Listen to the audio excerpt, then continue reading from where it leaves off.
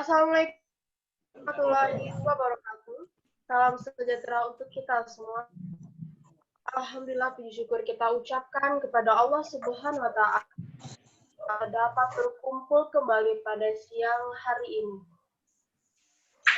Hormat Bapak Jabatin Bangun dan Bapak M. Fadil, selaku narasumber, yang terhormat Bapak Bahren selaku moderator, dan yang terhormat Ibu Bapak peserta Lokakarya pada siang hari ini.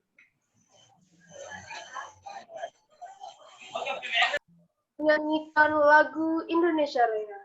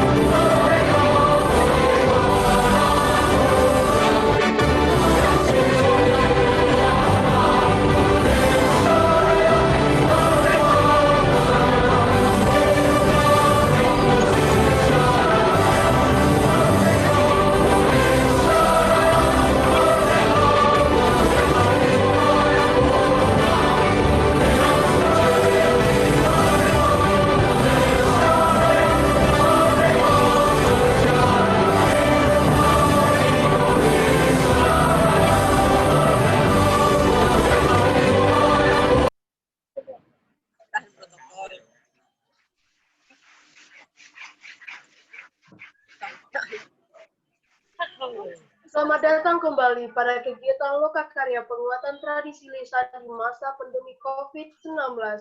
Di sesi yang keempat, pada sesi ini topik yang akan dibahas adalah media sosial dan penguatan tradisi, khususnya dalam rangka penguatan tradisi lisan di masa pandemi ini. Kegiatan ini diselenggarakan bakat program fasilitasi bidang kebudayaan Kementerian Pendidikan dan Kebudayaan Republik Indonesia tahun 2020, didukung oleh Prodi Sastra Minangkabau, Fakultas Ilmu Budaya Universitas Andalas, LPPM Universitas Andalas, dan Asosiasi Tradisi Lisan Sumatera Barat. Baik, tidak perlu berlama-lama lagi, langsung saja kita mulai kegiatan Lokakarya pada siang hari ini. Saya serahkan kepada moderator, Bapak Bahren, disilakan.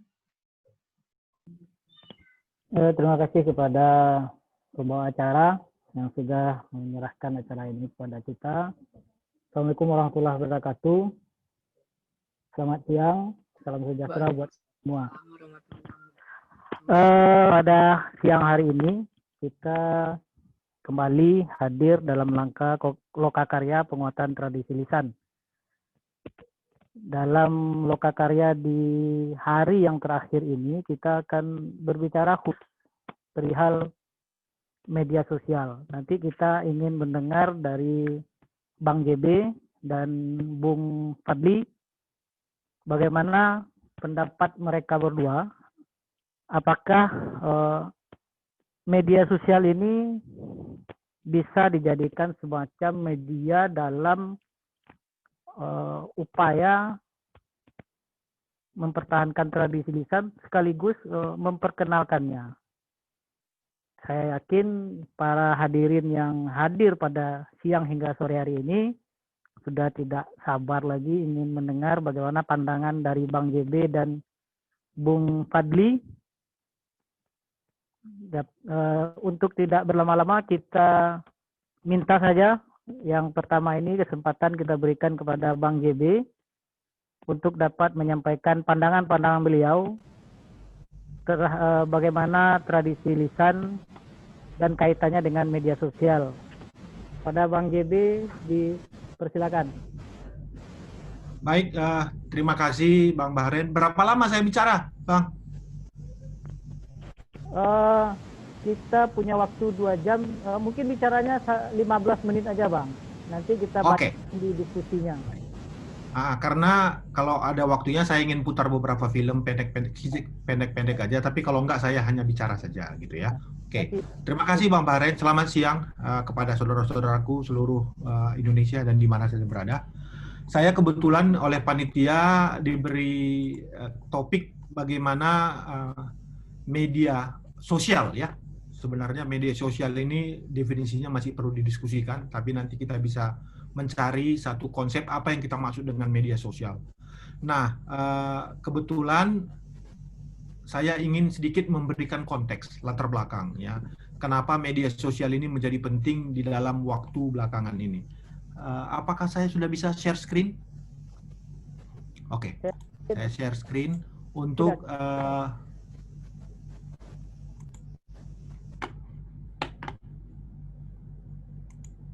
Oke, jadi topiknya itu media sosial dan penguatan tradisi. Ada 2 unsur di sini ya. Pertama tentang penguatan tradisi, nanti kita diskusi bagaimana yang dimaksud dengan penguatan tradisi. Lalu media sosial ya. Nah, saya ingin membuat sebuah latar belakang yang penting dalam waktu singkat saja supaya kita bisa tahu. Karena saya hampir 25 tahun ya bekerja di bidang tradisi ini. Lalu sudah banyak jalan yang dilalui, banyak kendala yang dihadapi, sehingga saya ingin memberikan beberapa kegiatan yang sudah kita pikirkan, sudah kita formulasikan, tetapi sampai sekarang belum mendapat solusinya. Yang pertama adalah di dalam tradisi, hal yang paling krusial, ya, yang paling berat itu dihadapi itu adalah masalah regenerasi, pewarisan. Ya, bagaimana tadi saluang dendang kita lihat di awal, masih bisa diwariskan kepada generasi kita berikutnya untuk tetap dimainkan dan juga dinikmati oleh masyarakatnya. Nah, jadi proses pewarisan itu yang krusial ya, karena yang sudah tua ya selalu merasa bahwa ini yang kebudayaan kita. Nah, apa yang terjadi di situ adalah selalu ada satu sudut pandang yang menurut saya perlu kita diskusikan panjang lebar. Pendapat itu bercanda begini. Ini anak-anak kita ini sih, remaja-remaja kita ini tidak tertarik kepada tradisi kita ini. Ya, mereka ini lebih tertarik kepada budaya Korea, budaya Jepang, Amerika gitu. Ya. Seolah-olah anak-anak kita ini dijadikan sumber kesalahan terhadap tradisi dan pewarisannya. Tapi pertanyaan berikutnya adalah, apakah hal seperti itu memang benar? Gitu. Jadi ketika kita melihat sekarang ini di dalam pewarisan itu, di mana anak-anak muda kita itu berubah, contoh perubahannya.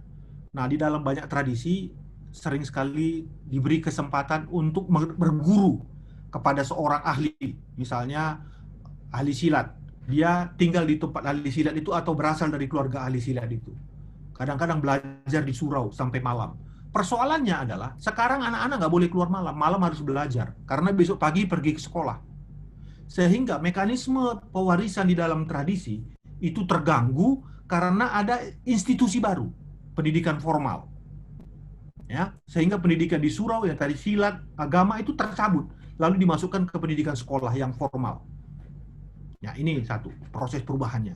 Nah, ini di sini kadang-kadang seperti kita tahu, ya, di sekolah itu tidak terjadi pendidikan itu memberi ruang kepada tradisi kita. Dalam beberapa waktu ada disebut dengan muatan lokal, misalnya gitu ya. Tapi muatan lokal itu kan bukan inti dari apa yang kita ingin wariskan di dalam sebuah tradisi kita, di dalam sebuah budaya. Makanya nanti ada pergulatan, ada pertarungan besar di banyak tempat lain di mana mereka membangun namanya sekolah adat. Ya, saya sudah datang ke beberapa sekolah adat itu benar-benar mengajarkan. Misalnya seperti tadi, ada silat, ada saluang, ada tata bicara, ya, bagaimana mengucapkan pidato adat dan lain-lain. Itu semua diajarkan di situ, gitu ya, untuk mengimbangi bagaimana sekolah yang tidak mengakomodasi kekayaan pada tradisi tadi. Nah, saya merasa bahwa awal yang saya sampaikan tadi bahwa anak-anak kita itu ditimpakan sebagai orang yang bersalah karena tidak mau seolah-olah tidak mau menerima pewaris sebagai pewaris dari tradisi kita, itu menurut saya perlu didiskusikan. Karena apa?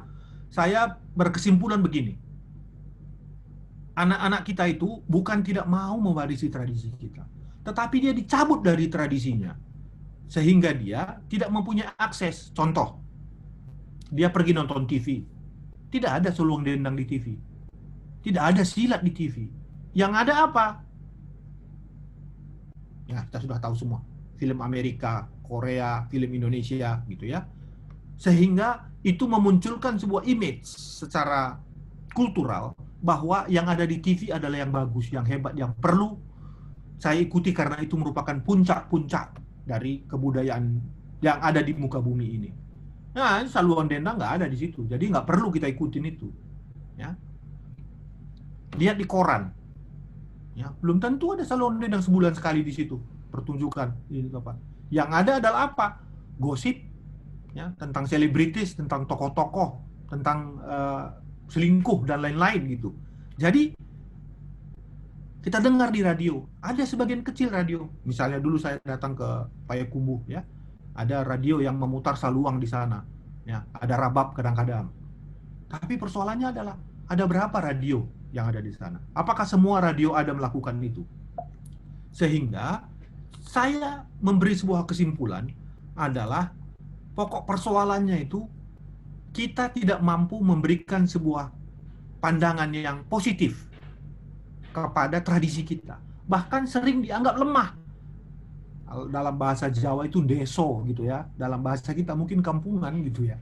Kalau Anda penikmat tradisi itu kampungan gitu, main talempong itu kampungan gitu. Yang hebat itu ya main band misalnya gitu ya.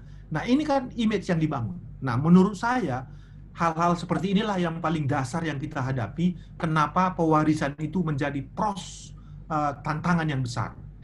Nah, tapi saya mendapat kesimpulan bahwa anak-anak kita jika diberi akses, diberi kesempatan, ruang yang cukup untuk dia belajar kepada tradisi, maka dia akan menikmatinya. Contoh di mana? Di Bali.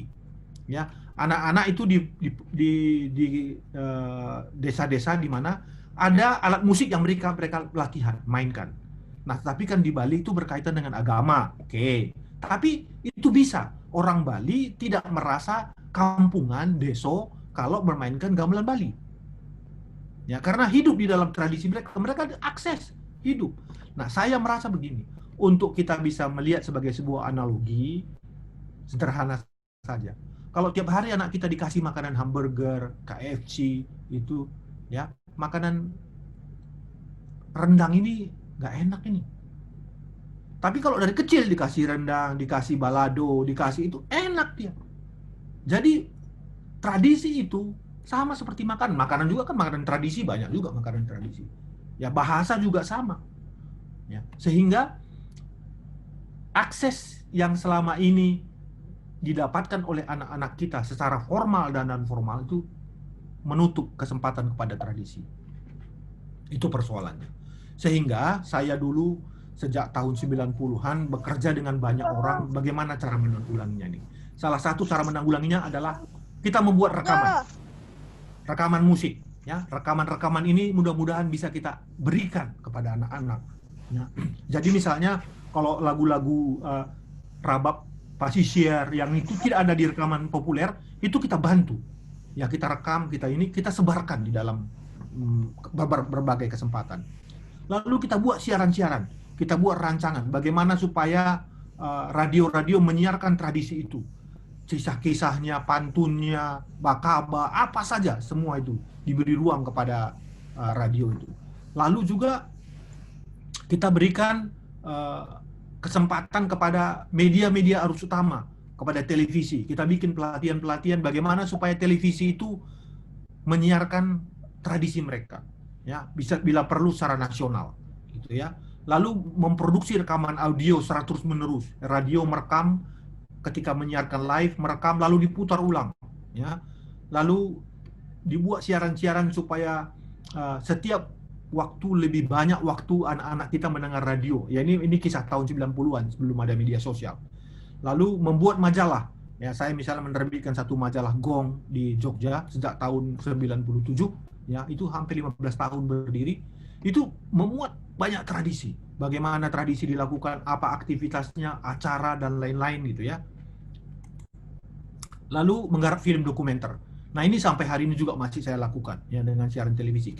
Saya membuat pelatihan untuk televisi nasional supaya mereka membuat program yang memberi ruang kepada tradisi kita. Dan dari pengalaman saya, ya, banyak sekali teman-teman yang bekerja di TV selalu kecewa. Ya, mereka sudah punya rating yang bagus, tetapi karena budaya ini gampang sekali dipindah. Udah punya slot, punya waktu misalnya hari Minggu jam 2. Udah jalan 4 bulan ini, udah bagus mulai ratingnya. Ada rating yang baru, ada acara yang baru, digeser. Mulai lagi dari awal. Gitu ya. Sehingga mereka kecewa, ya, tidak pernah diberi apresiasi yang baik walaupun sudah mencapai sesuatu. Jadi tidak benar bahwa tradisi itu tidak bisa di media mainstream gitu. Lalu saya membuat pelatihan TV-TV lokal supaya TV-TV lokal itu lebih tertarik kepada dia daripada mengambil DVD lalu memutar film-film India, film barat dan lain-lain gitu. Ya. Nah, ini adalah bentuk-bentuk yang saya kira juga sampai saya dulu bersama teman-teman mendirikan namanya Pendidikan Seni Nusantara, yaitu melatih bagaimana supaya guru-guru mengajarkan materi tradisi ini di kelas. Ya. Dan saya kira ini bisa dibilang ada berhasil, ada tidak, dan lebih banyak gagalnya, ya. Kita harus mengakui itu. Dan apa yang terjadi sekarang? Yang terjadi sekarang adalah muncul media sosial pada tahun 2000-an. Ya. Lalu apa bedanya? Menurut saya sekarang ini yang penting itu sebenarnya kesadaran. Karena dulu kalau saya bikin satu acara film, membuat satu syuting film itu mahal, ya, bisa ratusan juta. Nah, dengan adanya media sosial, ya, itu jauh lebih murah sekarang. Karena formatnya tidak terstruktur seperti televisi, ya, televisi nasional, televisi lokal, yang kadang-kadang formatnya itu harus betul-betul profesional gitu ya. Sementara media sosial tidak menuntut secanggih itu. Nah, media konvensional itu mahal, terbatas dan harus profesional. Ya, sehingga sangat terbatas sekali orang yang bisa aktif, yang bisa terlibat. Misalnya dulu kalau saya pernah bikin film bersama temannya ya, tentang Alu Ambe. Ya, itu datang dari Jakarta, pergi ke sana, syuting, yang membawa tim kameramen, itu mahal sekali. Ya. Lalu diedit dan belum tentu mau TV menyiarkannya. Ya, karena macam-macam tuntutan gitu. Nah, ini media konvensional. Kalau kita lihat media sosial, jadi berbeda dia. Ya, murah. Ya, terbuka. Tidak harus yang punya TV aja yang bisa. Kalau Anda mau menyiarkannya di YouTube, Anda bikin akun Gmail, buka YouTube, Anda bisa bikin. Apakah harus Alu Ambe yang dalam satu film formatnya yang besar? Nggak perlu. Anda hanya membuat 3 menit aja, syuting sedikit, ya upload. Udah bisa. Jadi tidak perlu profesionalitas di sana. Amatir pun bisa. Ya, sekarang kita lihat ya, bagaimana orang yang pengikutnya di YouTube itu adalah di media sosial bukan karena profesionalitas, tapi dia lakukan aja sesuatu. Kebetulan menarik, diikutin orang gitu ya. Jadi murah ya. Anda bisa bawa kamera HP, pergi syuting, upload. Ya, bisa gitu. Bahkan orang jalan-jalan pergi ke kampung, pergi kemana itu bisa diupload dan banyak pengikutnya. Jadi menurut saya apa yang saya ceritakan latar belakang tadi itu menjadi sebuah dasar untuk kita bisa melakukan sebuah gerakan. Bagaimana dengan adanya media sosial yang begitu, Facebook, Instagram, YouTube, yang begitu murah, ya murah dibandingkan dengan media konvensional tadi sangat murah ya, karena sekarang hanya perlu di mana cari wifi free aja untuk upload gitu. Nah, dibandingkan dengan tadi ya, nanti saya kalau ada waktu saya putarkan beberapa film yang kita buat. Ya, pergi ke Kalimantan syuting. Sebelum pergi ke sana harus survei dulu kapan upacaranya, kapan ininya. Itu lama sekali dan banyak melibatkan orang. Nah, sekarang yang penting kita lakukan apa? Kesadaran. Kita harus membuat sebuah gerakan bagaimana anak-anak kita ini mampu menjadi agen di dalam media-media sosial ini untuk memperkenalkan tradisinya. Ya, sangat bisa. Jadi semakin banyak orang yang mengupload, semakin banyak ruangnya di YouTube, maka semakin banyak orang yang kemungkinan besar mengaksesnya. Jadi sekarang yang harus kita arahkan adalah media sosial literasi, kesadaran. Karena sering anak-anak kita itu tidak tahu bahwa dia dijajah oleh media sosial. Bukan dia yang memanfaatkan media sosial untuk kepentingan dia sendiri dan kelompoknya. Nah, ini harus hati-hati kita ya. Anak-anak itu hanyut, yang mengikuti idolanya lalu itu terus diikuti. Tapi dia tidak berkontribusi. Disebut dengan media sosial karena sebenarnya tadi tidak ada senternya, tidak ada pusatnya. Setiap orang bisa menjadi kontributor, bisa memberikan sesuatu kepada apa yang dia miliki. Nah, menurut saya ini adalah sebuah cara lain yang harus kita kembangkan sekarang dibandingkan dengan apa yang saya lakukan puluhan tahun yang lalu. Ya, jadi sekarang ini semakin banyak kita ajarkan di kelas kesadaran karena YouTube itu seperti pisau bermata dua. Kalau kita gunakan dengan benar, manfaatkan sebagai tools, sebagai alat, maka kita akan sukses. Tapi kalau kita dikuasai oleh game, oleh YouTube, oleh Facebook, maka kita menjadi konsumen.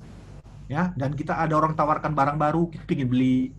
Ada orang memperkenalkan iklan sendiri, ingin punya, gitu ya. Termasuk Instagram dan lain-lain.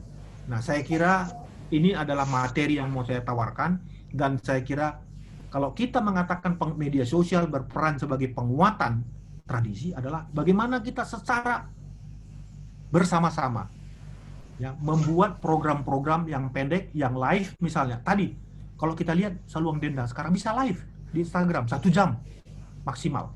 Ya.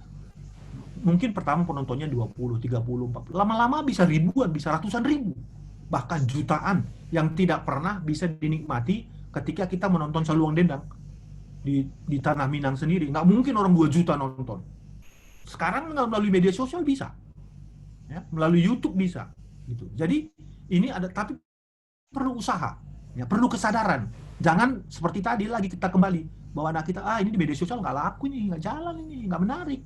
Nah, itu yang harus diubah cara berpikirnya. Kalau itu berjalan, maka tradisi kita akan kembali diapresiasi. Jadi nanti ada 2 perjalanan tradisi kita. Pertama, secara live, analog, dia tetap hidup di dalam masyarakatnya, karena ada pewarisnya. Yang kedua, secara media sosial, dia menjadi pendorong, pendukung untuk akses yang lebih luas, dan juga mendorong yang hidup di masyarakat itu sendiri untuk tetap dinikmati. Karena orang menjadi bangga karena mengikuti acara-acara tradisi itu. Terima kasih Bang Bahren, ini pengantar dari saya untuk diskusi kita hari ini. Selamat siang. Terima kasih Bang JB. Sebuah paparan yang sangat menarik sekali dari Bang JB tadi. Baik, sebelum kita saya ingin berbagi informasi dulu kepada peserta sekalian. Dulu Bang Jabatin Bangun MSN ini, atau yang biasa dipanggil Bang JB, beliau adalah seorang etnomusikolog. Saat ini tercatat sebagai dosen di IKJ, dan juga beliau ini adalah pengurus Asosiasi Tradisi Lisan Pusat. Beliau pernah melahirkan sebuah karya film berjudul Beliun Sentiu Gordang 9 dan Upacara Kapur Barus. Begitu kira-kira ya Bang ya? Baik,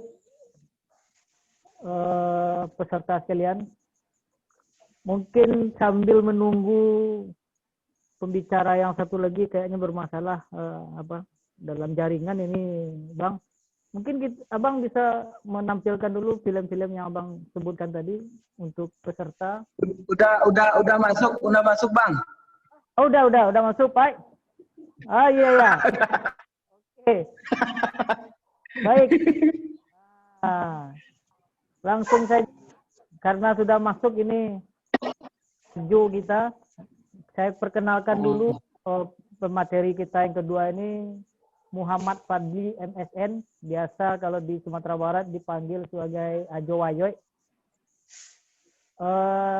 Saat ini beliau menjadi staf pengajar di ISI Padang Panjang dan juga giat di Forum Barajau Seni di Pariaman. Jadi saya tidak ingin berlama-lama dengan Ajo Wayoy ini. Untuk 15 waktu kita berikan ke Bung Fadli. Silakan Bung Fadli. Terima kasih banyak Bang Marhen. Saya sebenarnya hari ini memberi bonus kepada Eka dan seluruh panitia karena saya tidak sendirian. Biasanya pemateri kan sendirian. Ini keunggulan kita kalau kita pakai media sosial. Bisa keroyokan. Hari ini saya perkenalkan ya, selain saya. Di samping saya ada Rudi. Rudi ini penggerak KPGH, Kelompok Pemuda Generasi Hamka. Ini penggerak kampung. Juga ada Yudi. Dari Bayur, Pemuda Bayur Meninjau. Nah, kita lagi kebetulan bareng-bareng juga. Jadi menyimak dari ini juga. Tadi agak pusing sedikit sama Eka. Bagaimana kita mau bicara soal fungsi media sosial untuk melestarikan tradisi, sementara tradisi itu hidup di kampung-kampung dan di kampung-kampung itu mahal. Ini susah dapat sinyalnya tadi mereka. Halo, Bang Maren? Ya, silakan. Halo? Masih terlihat dengan baik Ajo di sini. Siap. Mungkin saya ditampilkan slide pertamanya untuk saya mulai kisah untuk beberapa kasus media sosial dan tradisi Ale di Piaman, bahwa orang Piaman itu memang suka, kata orang si Baduya itu suka dengan kemeriahan, maka orang Piaman suka sekali dengan Ale yang dalam bahasa modern kita disebut sebagai festival. Misalnya Maulid Nabi, kemudian juga ada MTQ, kemudian juga pada sesungguhnya adalah bahasa itu festival, juga ada Tabui misalnya, ada Pauleh dan lain sebagainya. Nah, bisa ditayangkan slide-nya. Ya, sebentar. Kita coba cari slide-nya dulu. Saya ingin fokus kepada bagaimana bagaimana kemudian saya telah mencoba dengan beberapa orang teman juga untuk memanfaatkan media sosial dalam rangka melestarikan gairah Ale ini di Piaman. Jadi ada Ale yang sifatnya tradisional seperti Ale Nagari, MTQ tradisional dan lain sebagainya. Ada yang sifatnya kreasi semi modern. Kita coba gabungkan antara kesenian tradisi dengan kesenian modern. Nah ini dia. Saya ambil judulnya Perhelatan Budaya Piaman di Media Sosial, karena kebudayaan di Piaman itu memang cenderung menjadi ajang untuk merayakan sesuatu, di sini saya merangkum beberapa khas perhelatan di Piaman. Pertama, perhelatan keluarga, perhelatan kaum, perhelatan nagari, perhelatan perintah. Perhelatan keluarga itu seperti pernikahan, anaknya tamat ngaji, anaknya pergi merantau dan lain sebagainya. Kemudian ada perhelatan kaum seperti Pauleh, kemudian Ale Nagari dan lain sebagainya. Kemudian ada perhelatan nagari. Perhelatan nagari ini misalnya seperti MTQ, nah itu perhelatan nagari. Kemudian ada perhelatan pemerintah.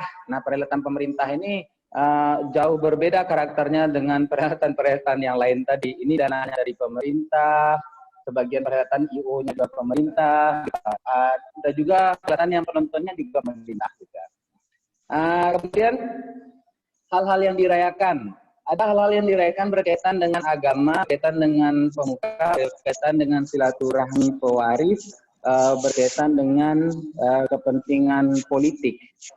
Kalau berkaitan dengan agama, ya seperti Maulid tadi, Basapa, dan lain sebagainya. Kemudian berkaitan dengan pengangkatan pemuka, misalnya untuk mangkek pangulu dan lain sebagainya. Kemudian ada silaturahmi pewaris, misalnya seperti tajau-tajauan, acara lomba tambua misalnya, atau tajau-tajauan tambua, tajau-tajauan silek, dan sebagainya. Kemudian ada juga alek atau perhelatan yang dibikin untuk kepentingan politik, mumpung Bapak mau maju, begitu. Nah, dilanjut slide-nya, Bang Baren. Nah, berikutnya fenomena perhelatan budaya di Piaman di media sosial hari ini, atau tepatnya fenomena budaya Piaman di media sosial hari ini. Saya melihat perkembangan yang sangat dahsyat dari minat masyarakat Piaman untuk bermedia sosial, khususnya pada media sosial Facebook dan YouTube. Untuk Facebook itu grup saja yang berafiliasi dengan kata Piaman dan Kabupaten Padang Pariaman itu jumlahnya saat ini ada sekitar 25. Yang paling besar itu grupnya bernama PKDP, Persatuan Keluarga Daerah Piaman. Itu anggotanya di dalam ada sekitar 500 ribuan dan itu ada yang perantau dari luar negeri, ada perantau yang di Pulau Jawa dan lain sebagainya. Nah, seringnya komunikasi antar masyarakat Piaman, baik yang di kampung maupun di rantau, di segala segmen untuk segala kepentingan di media sosial, kemudian menimbulkan gaya berbudaya baru melalui media sosial. Ada budaya bahasa baru di media sosial. Kalau bahasa Piaman itu nggak laku, jadi pakai goin. Ini misalnya menyebut karambia jadi karambia, lama-lama jadi kambie. Nah, menulis kambie itu sudah jadi tradisi pula sekarang. Jadi menulis ke bahasa asli, sesuatu yang mungkin sangat langka seandainya tidak ada media sosial. Kita cenderung menjadikan bahasa daerah hanya bahasa ucap, tapi sejak ada media sosial kita jadikan bahasa daerah sebagai bahasa tulis. Padahal menulis kata karambie lebih sulit dari menulis kata karambi atau kambie, karena ada goin, bukan satu huruf tapi dua penambahan huruf. Tapi itu tetap saja menyenangkan, seperti menjadi candu bagi orang-orang. Sebab apa? Bahasa lama-kelamaan di media sosial memang betul dijadikan sebagai identitas. Gampang terdetek. Kalau orang Piaman menulis mencari orang Piaman lainnya, itu cukup dengan menulis kata Kagambia misalnya, atau bahasa khas Piaman lainnya seperti Paga misalnya, atau Simbe misalnya, atau Cakul misalnya, atau Cipi misalnya, Sakin misalnya, Cawan misalnya. Ketika itu ditulisnya di search engine-nya Facebook, itu keluar tuh status pasti orang Piaman yang nulis. Jadi kekhasan bahasa makin terjaga karena orang pengen mencari orang kampungnya. Nah, kemudian ada nih fenomena yang cukup menarik hari ini saya perhatikan. Pertama, pewaris, pemangku, pelaku, penggerak budaya itu cenderung gampang menjadi influencer. Karena mereka menawarkan status yang berbeda, mereka menawarkan foto yang berbeda, konten yang berbeda. Hari ini coba dicek, silakan saja. Ada begitu banyak konten tentang kebudayaan yang diunggah oleh para datuk. Datuk-datuk jadi YouTuber banyak sekarang. Itu keren itu keren. Artinya anak muda kemudian juga tertarik. Nah, ada pula ya masih sangat-sangat muda-muda. Sampai ada yang suka nge-rap pakai petuah. Lihat saja akun YouTube-nya Tommy Bondin. Nah, suka nge-rap pakai petuah tuh. Yang melestarikan Cimeeh Piaman, lihat saja akun YouTube-nya Buset, Ajo Buset misalnya. Nah, itu mereka populer sebenarnya secara pribadi, tetapi di media sosial mereka menghadirkan wahana yang berbeda pula untuk membesarkan popularitas mereka sekaligus apa idealisme mereka dalam berkarya. Nah, yang kedua adalah kekayaan budaya sebagai konten favorit. Nah, saya dengan beberapa teman yang bekerja sebagai event organizer pernah diskusi itu. ketika artis yang sudah populer, artis nasional yang sudah populer, misalnya band-band terkenal, dibawa untuk konser di kampung-kampung, termasuk di kampung saya Lubuk Alung, di beberapa daerah, itu penontonnya makin lama makin jarang, makin langka. Ketika IO ini melakukan survei kecil-kecilan, mereka bilang, Jo, penonton kita langka. Ternyata alasan penonton adalah si artis udah kebanyakan tampil di YouTube, udah kebanyakan tampil di televisi. Jadi ketika mereka live, mereka nggak begitu menarik perhatian lagi. Berbeda dengan ketika misalnya saya dengan teman-teman menggelar festival Batajau, ketika misalnya ada Alek Nagari, ada Pauleh, misalnya ada pertunjukan Ulu Ambe, ada event Ulu Ambe, tajau-tajauan Silek, tajau-tajauan alang-alang misalnya, itu rame anak-anak muda membawa perangkat yang berguna bagi mereka untuk membuat konten YouTube. Itu sangat diminati oleh mereka. Karena apa? Ya karena itu jarang, itu langka. Orang ternyata di YouTube memang mencari sesuatu yang langka, unik, dan aneh. Begitu. Kemudian, dan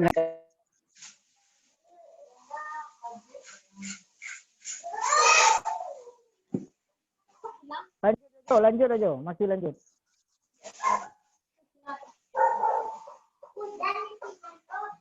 Ya, ada primordialisme netizen yang makin lama kemudian makin tumbuh dengan semakin seringnya diunggah konten-konten budaya tradisional.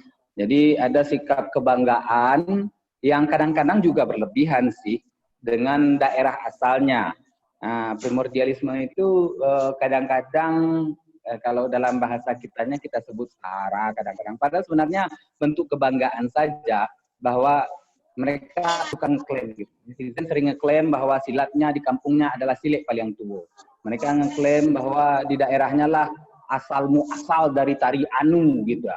Padahal sebenarnya belum ada penelitian ilmiah soal itu, tapi apa yang mereka percaya secara komunal itu yang mereka banggakan di media sosial.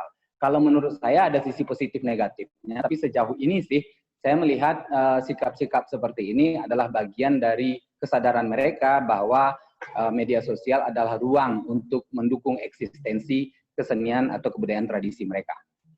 Kemudian amplifikasi perhelatan masyarakat versus perhelatan Pemda. Nah, begini.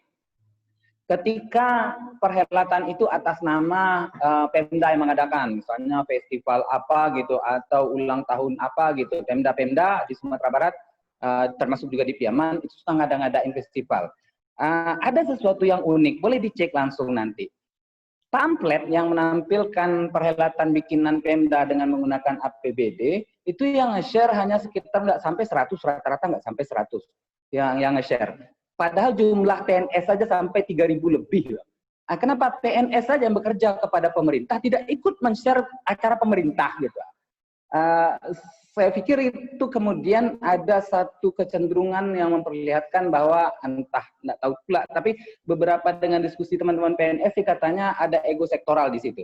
Ini acaranya Dinas Pariwisata. Kalau di-share oleh orang Dinas Perhubungan nanti hilang pula jatah Dinas Perhubungan karena perhatian pimpinan setelah itu hanya tertuju pada Dinas Pariwisata saja. Karena kebanyakan nge-share, banyak orang yang datang, acaranya jadi hebat, tuah alek kan denan rami. Artinya karena meriahnya acara karena penonton banyak, jadi perhatian pimpinan nanti ke dinas itu saja tuh. Seakan-akan ada yang seperti itu. Sebagian ada yang berpandangan begitu teman-teman yang PNS. Bilang karena ini event tersebut kurang tersosialisasikan ini dari sisi panitianya.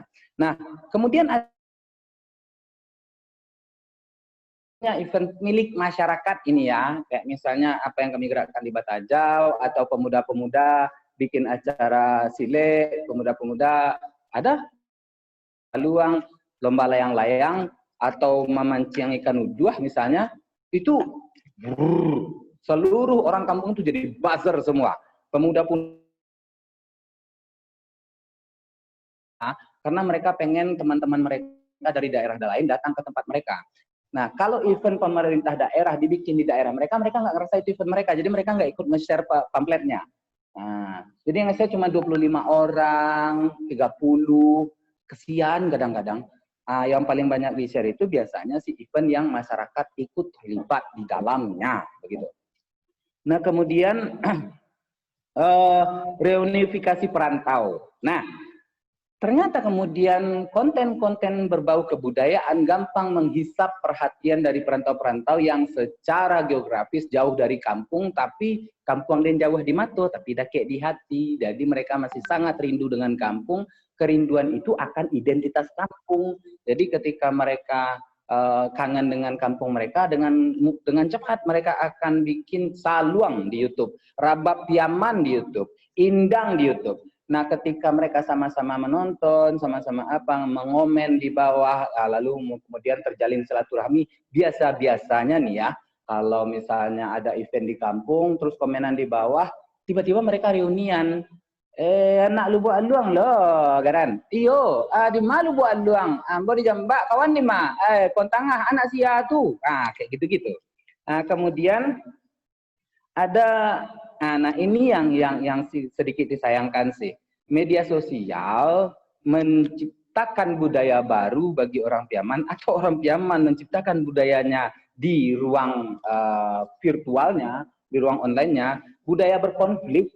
Konflik apa itu? Konflik musiman. Musimnya misalnya, ini lagi musim tabui. Nah, tiap perayaan tabui ada saja pertengkaran tentang tabui. Tabui Syiah, tabui haram, tabui apa gitu.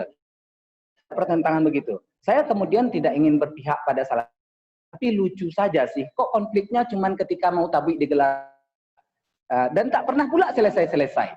Dan tak ada saya untuk mempertemukan dua pandangan yang berbeda ini.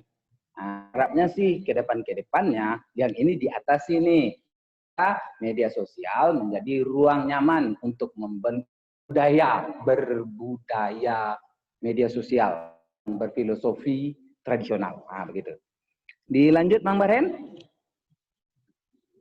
Halo Bang Baren. Iya lanjut lagi. Ini sama dengan tadi. Oke. Nah, ini yang coba saya jalani dan Ibu semua. Ini yang saya coba jalani. Saya ceritakan tentang Forum Batajau Seni Piaman. Forum Batajau Seni Piaman adalah sebuah gerakan yang kami bikin untuk melestarikan semangat berkarya pada intinya dan semangat untuk terhadap kesenian tradisi yang dijadikan bahan untuk membuat kesenian yang kami tampilkan di Batajau ini. Jadi, kesenian yang kami tampilkan di acara Festival Batajau kami yang 17 tahun 2019 itu bukan sesuatu yang bersifat murni atau tradisi asli. Itu kreasi ulang, tapi berangkat dari tradisi asli. Nah, jadi ini posisinya tidak sama dengan yang Nini Mama, tidak sama dengan Ulu Ambe, Indang, dan sebagainya. Makanya tidak ditampilkan di laga, tapi di panggung yang kami kreasikan sendiri.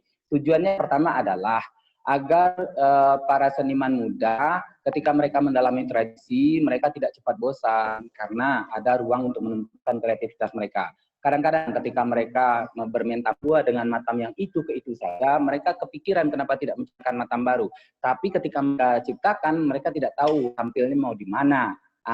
Diberilah ruang ini.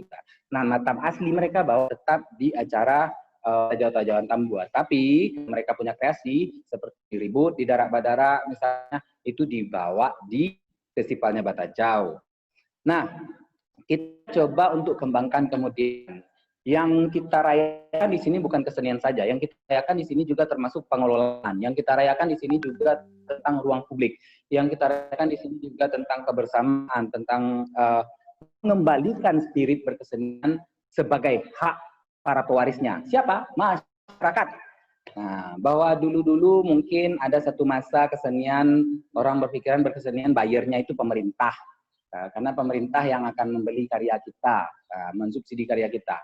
Lewat Batajau, alhamdulillah yang jadi bayar itu adalah masyarakat. Masyarakat dalam ini ada sponsor, ada ama-ama yang menyediakan nasi, ada perantau yang mengirimkan duit, ada pemuda yang memotong batuang dan lain sebagainya. Nah, karena ini membawa partisipasi banyak masyarakat, masyarakat merasa memilikinya. Lalu kemudian masyarakat bertindak sebagai buzzernya. Boleh dicek, boleh diklik lagi untuk memperlihatkan sesuatu. Nanti ada tuh muncul-muncul gambar.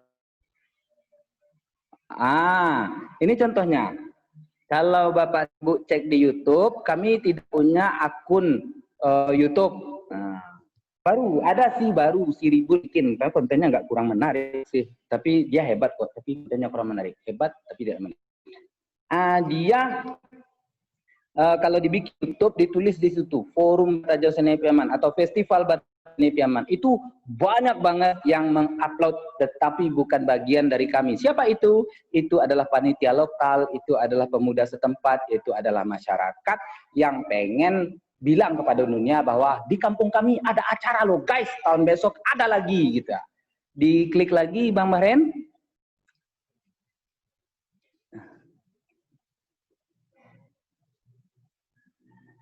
Agak awih ya mengecek. Oh, ya Allah, ada jus guys, ada jus. Kemudian festival sebagai branding nagari. Hari ini kita sedang mengupayakan supaya nagari-nagari dikenal pada ikon-ikonnya. Jadi pada setiap penyelenggaraan festival kita upayakan sebisa mungkin untuk membuat konten-konten promosinya yang menarik. Mohon diklik Bang Mahren, jadi nanti muncul ada contoh konten itu tadi, contoh iklan. Ya, baik. Kita klik sekali lagi. Coba diklik sekali lagi. Atau saya salah? Wah, ini dia. Muncul, yeay, keren, muncul. Itu salah satu pamflet yang kita bikin untuk, keren nggak? Kalau nggak keren bilang aja nggak keren. Itu kita bikin untuk acara apa? Kampung Bendang Kampung Tari. Jadi Kampung Bendang Kampung Tari ini adalah acara dalam rangka penyambutan Hari Tari Sedunia untuk suatu kampung, dilaksanakan di satu kampung yang masyarakatnya kami upayakan untuk semuanya punya pengalaman menari. Jadi anak-anak punya pengalaman menari, ama-ama punya pengalaman menari. Kalau bisa nanti nenek-nenek punya pengalaman menari. Nah, pada penyelenggaraan kemarin itu ama-ama yang menjadi pertunjukan utamanya. Kayak gini nih pamfletnya kita bikin nih. Beribet tuh. Menyundak ada sponsor di bawah. Nah, ada sponsor utama di atas dan lain sebagainya. Tapi tidak ada logo Pemko dan Pemkap. Karena masyarakat merasa ini jadi miliknya kemudian. Nah, jadi masyarakat nge-share ini nih, rame-rame nge-share ini. Gampang aja sih guys, gampang aja. Misalnya ada logo TPA, ini anak TPA ini adalah komunal kampung itu, ya kasih logonya, jadi anak TPA ikut nge-share gitu lah. Jadi mau ngikut nge-share, dimasukin aja logonya. TPA itu aja yang komunal paling besar aja yang kita pilih. Ambil banyak di situ tuh. Tapi geng anak tawuran jangan dimasukin saya itu. Nah, ini sponsor-sponsor juga jadi kan kadang-kadang orang rantau tuh berpikir begini nih. Apa saya mensponsori acara di kampung? Kalaupun bendera baliho saya berdiri di kampung, kan rumah makan saya dirasa orang kampung beli nasi goreng ke Palembang untuk makan malam kan nggak mungkin katanya. Tapi dengan cara membuatkan pamflet desain yang bagus untuk share di media sosial, itu perantau kemudian paham. Walaupun kampung tidak akan datang ke perantau membeli rendang mereka, tapi kan ini acaranya dipublis lebih luas. Jadi orang tahu tentang rumah makan ini. Tentu para perantau ini sendiri di perantauan mereka nge-share, padahal mereka tahu banget teman-temannya yang di perantauan itu nggak mungkin datang ke kampung ini nih. Tapi mereka tetap berharap dan berdoa. Satu saat akan datang orang Jawa beramai-ramai untuk menonton Bata Jauh. Kayak gitu-gitu. Next. Perluasan gaung promosi sponsor. Itu tadi itu maksud saya. Jadi walaupun kalau cara lama kan tanpa media sosial kita taruh balihonya di kampung, sementara perantaunya buka usaha di perantauan, nggak akan ngefek juga terhadap perkembangan penjualan mereka. Tapi dengan adanya media sosial itu ngefek loh, ngefek banget. Sekarang rumah makan Putra Mina di Tangerang, cabangnya sudah sampai 67 cabang dan di seluruh cabang ada foto Bata Jauh di situ karena mereka sangat apresiasi dan mendukung sekali. Bayangkan dari media sosial kemudian berkembang untuk apa? Untuk fisikal. Kemudian branding kita lakukan dengan media formal X. X ini kan bahasa anak sekarang nih, ikut merusak bahasa akhirnya. Media formal X media sosial. Jadi kita kirimkan rilis berita, mau ada festival nih, mau ada lomba nih, mau ada art camp nih, kita kirimkan tuh kepada media-media formal seperti yang biasa mendukung kita ya. Ini apa dikit, promo dikit. Ada Antara, Valora, ada Fadli, siapa? Bung Fadli, Fadli. Ya, siap. 5 menit lagi. Ya, siap. Nah, Oke, siap. Dan terakhir yaitu menjadi pusat getar. Menjadi pusat getar ini maksudnya dengan terus-menerus menginformasikan tentang gerakan kita. Jadi saya bikin tekniknya begitu dengan anak-anak. Besok memang nggak ada festival kita, tapi membagikan kenangan tentang festival lama itu menarik. Kalau teman-teman datang ke lokasi festival, terus berfoto di dekat lapangan, terus bilang kangen nih, pengen besok aja deh festivalnya, terus di-share, itu memberi amplifikasi lagi. Jadi cerita tentang festival itu nggak pernah putus. Nah, alhamdulillah bantu oleh para pemuda-pemuda di nagari-nagari itu tadi. Nah, itulah yang menjadi kekuatan kita selama ini. Cukup, kira-kira begitu cerita saya tentang amatan saya terhadap budaya bermedia sosial, media sosial berbudaya, dan bagaimana saya punya pengalaman bersama teman-teman saya. That's all. Assalamualaikum warahmatullahi wabarakatuh. Waalaikumsalam warahmatullahi wabarakatuh. Terima kasih Bung Fadli. Baik peserta Lokakarya sekalian. Sebelum kita masuk ke sesi berikutnya, kita minta ke Bang JB terlebih dahulu untuk memutarkan video yang telah beliau buat agar kita juga mendapat pandangan bagaimana seorang Bang Jabatin Bangun juga memanfaatkan kegiatan kebudayaan dan Oke. Jadi sebenarnya kalau mau melihat itu lebih komplit nanti bisa dilihat di akun YouTube saya, itu Jabatin Bangun ya. Itu banyak film-film yang saya buat, mungkin ada belasan, kerjasama dengan banyak orang juga gitu. Jadi bisa dilihat di situ. Itu sebenarnya sebagai sebuah usaha ya, secara formal gitu ya. Dan ini dulu bekerja sama dengan para pembuat yang profesional gitu. Dan saya share ya. Ya, share dulu Bang.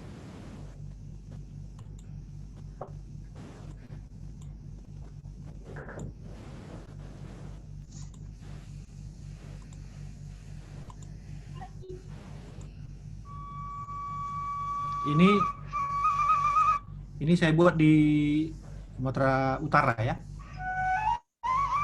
Gordang Sambilan, musik sakral dari negeri di awan.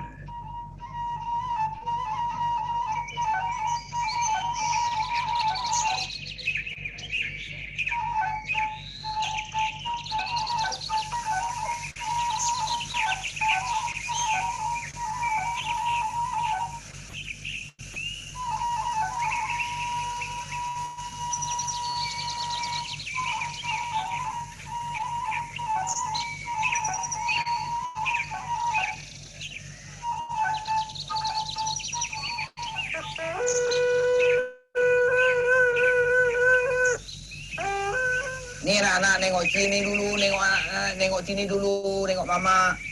Ah, ini namanya alat musik mendailing Pakantan. Di Pakantan ini banyak alat musik kita ya. Apa namanya ini? Uyo-puyo Batang Neme dari Pakantan ya. Tapi masih banyak lagi alat musik kita ditinggalkan nenek-nenek moyang kita. Seperti Gordang Sambilan ya. Nanti akan sama-sama kita tonton dimainkan di Bagas Godang Raja Pakantan Dolok ya kan. Mau kalian menengok motor? Mau, makanya bagus-bagus kaliannya karena di sini banyak musik kita yang digunakan dulu-dulunya.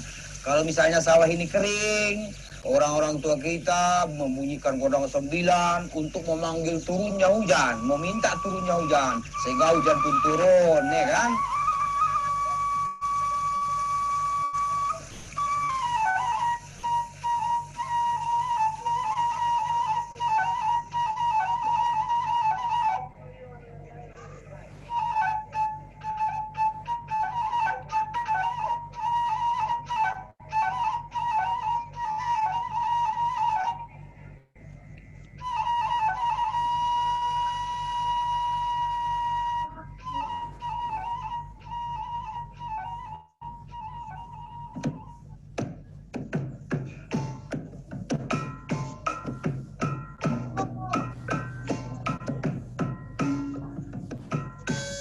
musik menggambarkan kebesaran budaya bangsa, terlebih musik tradisinya.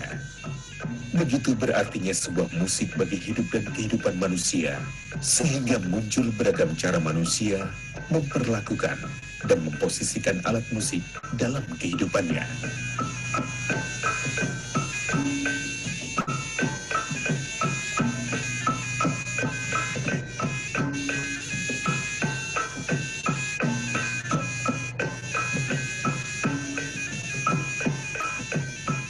Seperti terhadap alat musik gordang sambilan, warga desa Pakantan, Mandailing, Natal, meyakini bahwa gordang sambilan merupakan warisan leluhur yang memiliki nilai-nilai magis. Penggunaan gordang sambilan dalam upacara adat perkawinan di Pakantan memiliki beberapa persyaratan. Antara lain, dengan meminta izin tetua adat, harus disembelihkan paling sedikit 1 ekor kerbau, serta perangkat benda-benda kebesaran adat, seperti bendera, tombak, pedang, dan payung raranangan.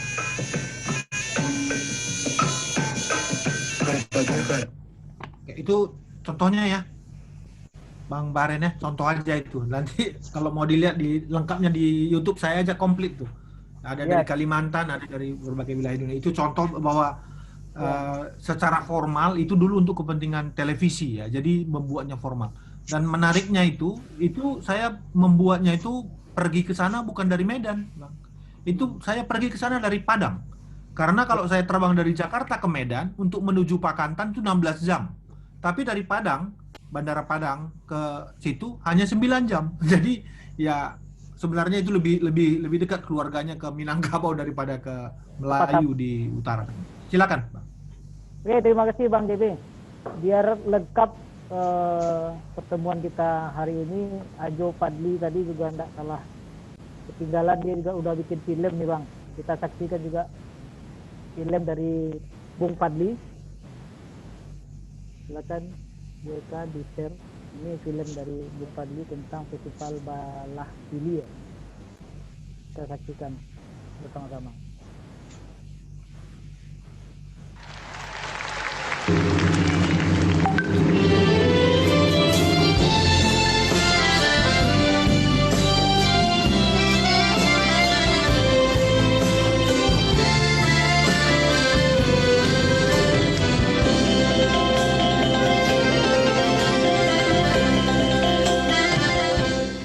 Dan selanjutnya, sambutan Nini Mama yang akan disampaikan oleh Ustadz Samsuar BA. Kepada Bapak Samsuar, disilakan. Anak jambak pai kabalai. Kabalai di tengah hari, kapulang ngadilah sanjo. Ambo tagak bukan dek pandai. Cuma tak dorong dek kadang ngerti melihat kesenian budaya anak muda.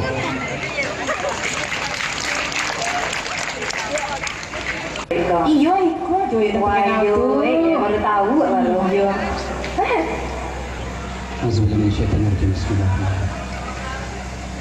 Assalamualaikum warahmatullahi wabarakatuh.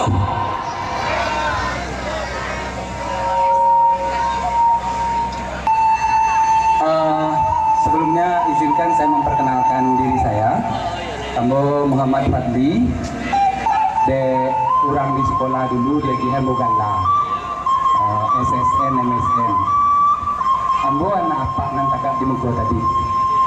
Pak Samsuar.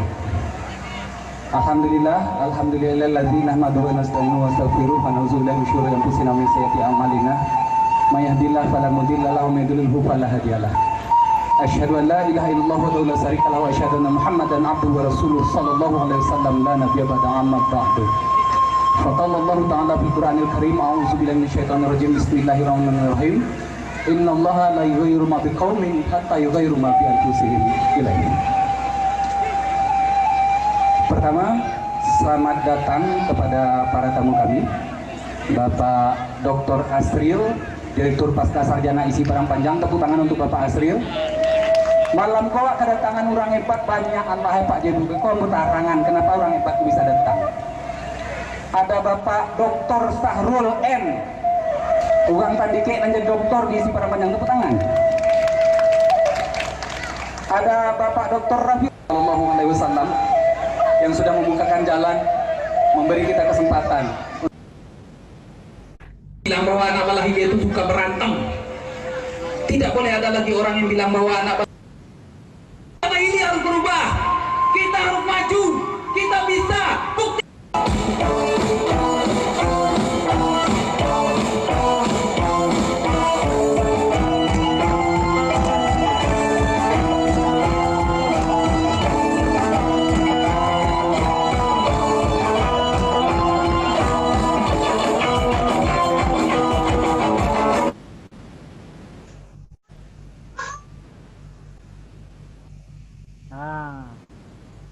Baik, tadi kita juga sudah melihat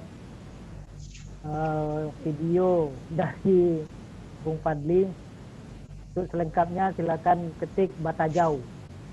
Nah, itu banyak sekali itu di YouTube. Baik, peserta sekalian, kita mendengar tadi dari Bang JB, paparan dari Bung Fadli. Dan di sini kita di ruangan chat ini ada beberapa pertanyaan yang muncul Bang JB dan Bung Fadli. Kita ambil saja pertanyaan pertama itu dari Pak Herman Wahid. Pertanyaannya bagaimana sebuah kelompok masyarakat mewariskan tradisi lisan kepada generasi milenial sehingga maksud dan tradisi lisan tersampaikan. Mohon pencerahan dari Bang JB dan Bung Fadli ini dalam kaitannya dengan lokakarya kita pada siang hari ini. Silakan.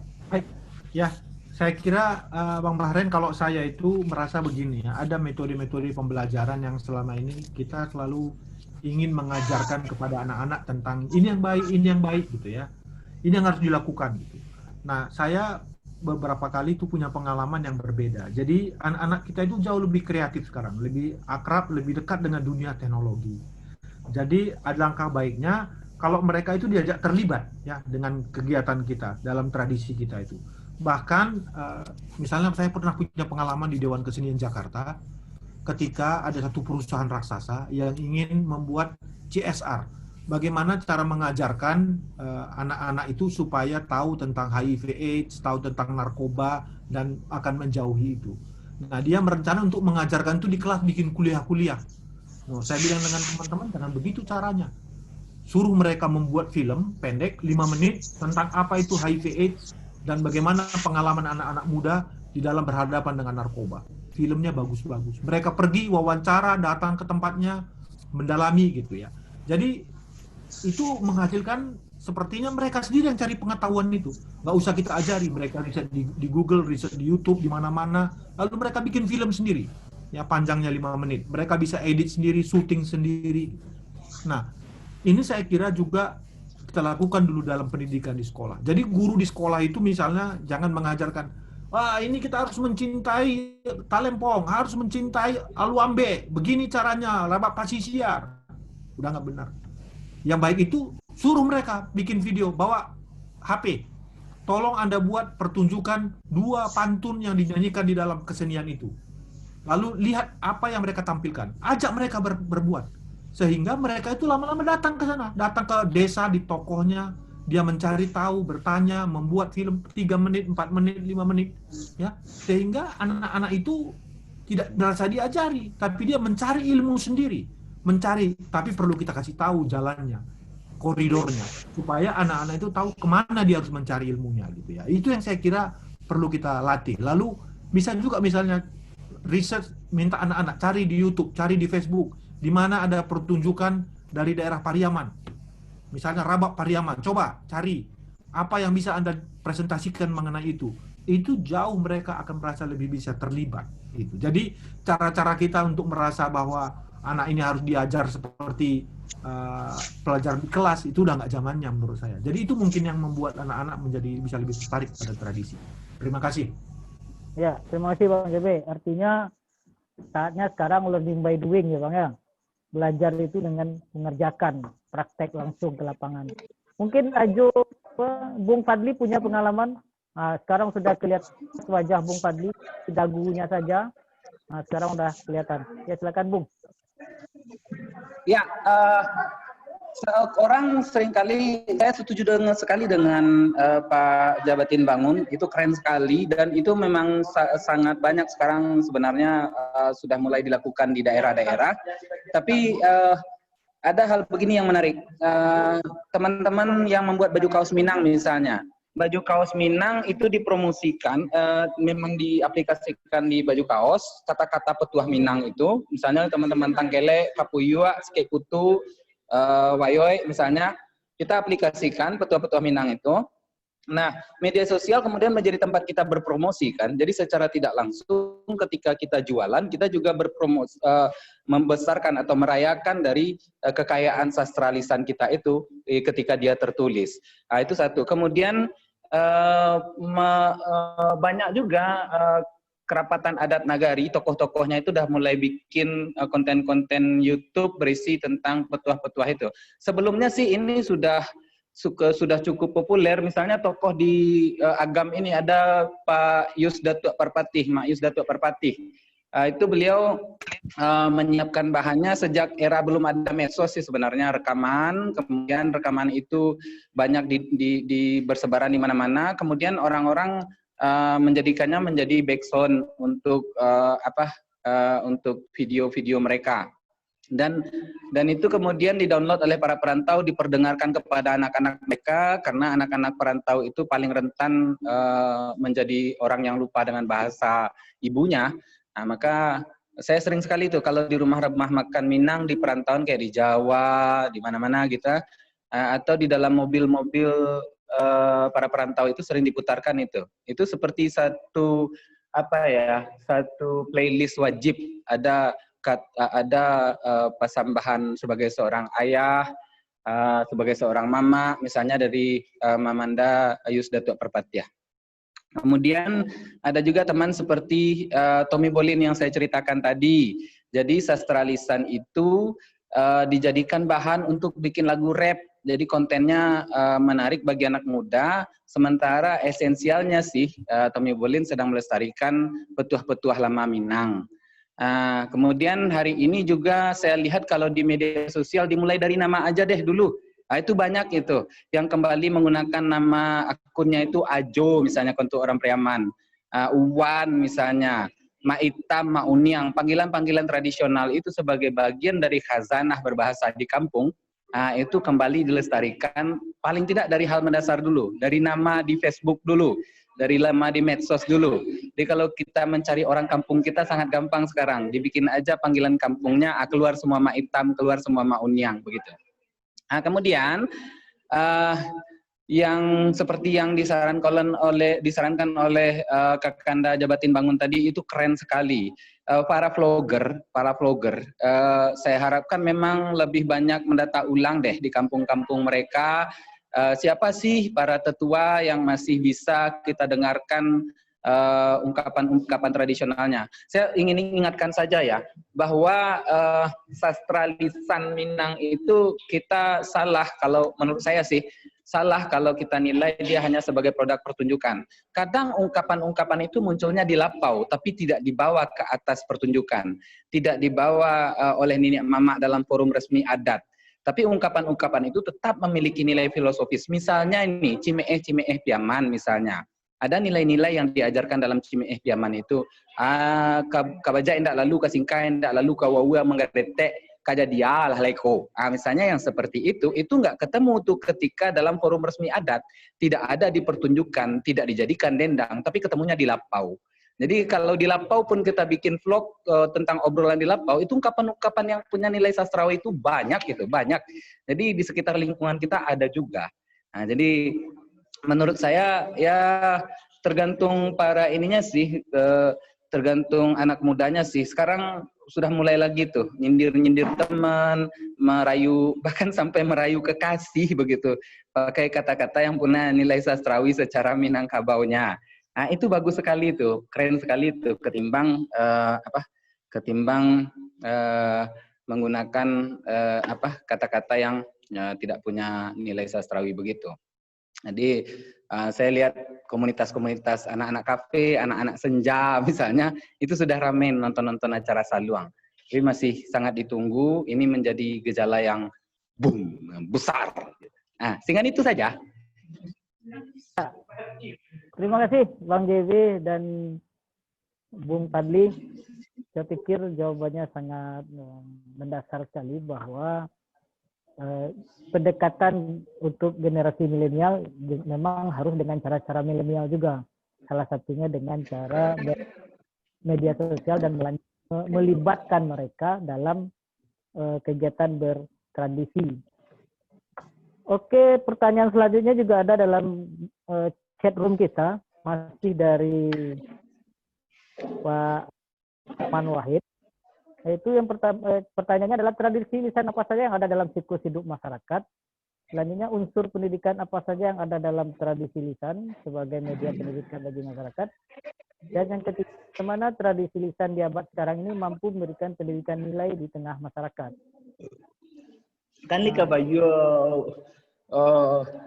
Ini kita minta Bung Fadli dulu menjelaskannya, baru Bang JB. Setelah itu mungkin setelah ini kita bisa langsung bertanya jawab dengan mengacukan tangan berbicara di forum ini juga. Terima kasih. Kita lihat dulu tradisi lisan dalam aspek berbahasa. Sebenarnya subkulturnya Minang ini kan banyak, dan setiap subkultur juga ditandai dengan kekayaan bahasanya. Di Pikumbuh misalnya ada dialek yang berbeda dan beberapa kosakata yang berbeda, dan ternyata Pasambahan Pikumbuh memang tidak sama dengan Pasambahan Piaman. Cara orang Pikumbuh mencimeeh, walaupun orang Pikumbuh juga pencimeeh, ada orang Pikumbuh sama dengan orang kampung saya yang pencimeeh juga, tapi cara cemeeh mereka juga berbeda. Nah, begitu juga dengan gaya orang Solo misalnya, gaya orang dalam berbahasa di keseharian, baik itu dari segi dialek, itu sangat mempengaruhi pada keragaman petuah-petuah, petatah titih, itu sangat beragam sekali. Nah, menurut saya sih ini harus diamati dari ini dulu, dari geokulturalnya dulu. Artinya lingkungan Solo nih, kecenderungan lingkungan Solo ini gaya berbahasa masyarakatnya seperti apa begitu, dan produk-produk sastralisannya seperti apa. Itu banyak yang sangat spesifik sebenarnya, karena ada hukumnya, ada lingkungan nagari itu memang betul nyata gitu. Sedangkan contohnya nih ya, contohnya Indang Tigo Sandiang. Di Indang Tigo Sandiang itu ada gaya-gaya cimeeh yang berbeda. Kalau cimeehnya orang Ulaan itu cenderung menohok gitu misalnya, atau cenderung kalau gaya cimeehnya orang Sikabu itu agak melandai. Ada yang memancing, ada yang sedikit memprovokasi dan lain sebagainya. Beda-beda. Nah, ini perlu ada Ini perlu ada pencerahan atau ada satu forum untuk mempertemukan para penggiat media sosial dengan para pelaku atau pewaris atau pemangku adat budaya per subkulturnya. Jadi makin spesifik. Kemudian yang kedua, menurut saya sastra lisan itu sekali lagi jangan kita pandang hanya sebagai sesuatu yang dipertunjukkan, sesuatu yang diperuntukkan untuk kepentingan seremonial tertentu. Bukan, di keseharian pun ada. Sampai sekarang saya masih mendengar ibu-ibu yang menendangkan anaknya sebelum tidur dengan pantun-pantun yang mereka karang sendiri mungkin, tetapi ya sampirannya memang mereka pikirkan yang bagusnya. Artinya sastra lisan hari ini menurut saya menjadi darah daging apabila kemudian masyarakat juga aktif, bukan hanya menghafal yang pernah ada, tetapi juga mengkreasikan yang baru, tetapi mereka mengerti akarnya dari pantun, dari gurindam, dan lain sebagainya, akarnya itu seperti apa. Langkah-langkah seperti ini sudah mulai digarap juga sih oleh Dinas Kebudayaan Provinsi Sumatera Barat, ada lomba membuat cerita berbahasa Minang, dan lain sebagainya. Intinya bagaimana kita berkreasi dengan kekayaan bahasa Minang itu sendiri. Jadi sastra tradisi itu Pertama bukan hanya hafalan saja, kedua bukan hanya ini saja, bukan hanya ketika dipertunjukkan atau diberi ruang khusus saja, di keseharian kita ketemu itu juga gitu. Ya, oke. Silakan Bang JB, mungkin ada pandangan lain tentang tradisi masyarakat ini. Saya tambahkan sedikit dari penjelasan Ajo Fadli tadi bahwa kita harus membedakan konsep antara sastra lisan dengan tradisi lisan. Kalau sastra lisan itu dia lebih banyak kepada ucapan-ucapan, kalimat. Tapi kalau tradisi lisan termasuk tubuh. Jadi tari di Minangkabau, Aluambe di pesisir misalnya atau di Pariaman itu tidak diajarkan dengan Laban notation. Diajarkan dengan suatu proses percontohan, gerak. Ya, orang bermain rabab di Pariaman tidak diajarkan dengan notasi balok. Ya, tidak dengan notasi angka, yaitu melalui lisan. Dia lihat, dia dengar, dia contoh, dia ikutin gitu ya. Itu jadi tradisi lisan di sini lebih luas jauh daripada sastra lisan. Sehingga ketika kita bicara tentang tradisi lisan adalah segala tradisi yang diwariskan secara lisan, tidak pakai tulisan, tidak pakai notasi, itu merupakan tradisi yang memang rapuh. Ya, rapuh dalam arti dalam pertanyaan kedua itu bagaimana bisa tidak hilang gitu. Jadi ada satu pepatah yang menurut saya perlu kita nilai, perlu kita ambil. Di Afrika mengatakan begini, seorang tetua adat meninggal, maka satu perpustakaan terbakar. Kenapa? Kalau ada seorang, misalnya kita baru kehilangan tokoh Saluang Dendang di Bukit Tinggi ya, dia meninggal, maka ribuan ya syair-syair yang sudah dia buat dia hilang kalau belum dicatat.